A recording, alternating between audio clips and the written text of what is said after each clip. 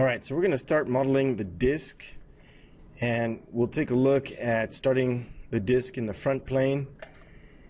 We'll work out one of the slots and make an array, and then go ahead and convert our line work to regions so we could create our disc from a basic extrude. So let's take a look at that.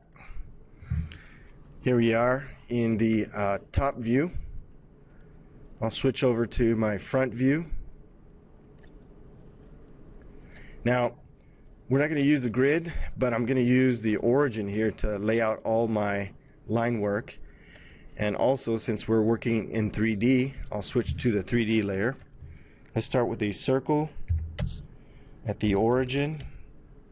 I'll do a diameter of 2. We'll make a concentric circle. Let me turn on my OSNAP here, make a concentric circle of diameter 1. Okay, now we'll use a simple reference line to create one of the slots. Since it's only temporary, I'll just keep working here in the 3D layer. Just draw a vertical line there using polar. Now, I also have a centerline circle there of diameter 1.625. So let's draw that in there. This is also temporary. Okay, so we have a circle there, an arc there, radius 0.125. Okay, now we just need to show the tangent vertical lines on either side. So we can start a line some distance away here, and doing shift right click we can do a tangent or quadrant. Now if I look at quadrant here, okay, and we look at this line, we need to make sure that it's vertical. I could have done this with a construction line, but we can take a look at the properties here and just look at the angle, right? And we're okay there. And then we could mirror that, select the line work here, and then we'll do the center and then a second point up here. Let's get rid of these temporary lines. And now we could trim up the line work.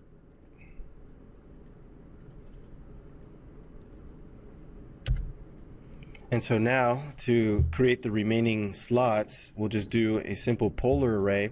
But keep in mind, when you make a grouped array object, we have to explode it if we're going to utilize the line work as a region. So first let's select all the line work here. We'll use polar array. Use the center for the base point. Look up here at the properties. We'll do a total of 4, filling a 360-degree angle. Go ahead, enter to accept the changes, and then I can just go ahead and trim to open up those slots. Now, just before we're ready to make our region, we're going to select this grouped array object here and use X to explode. Now we just have simple line work, as you can see there.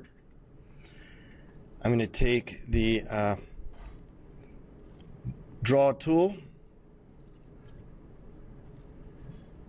or is it actually? I need to make a boundary here. So I guess I'll just go ahead and use region here and select all my line work. Hit enter. Now again, if I split the view,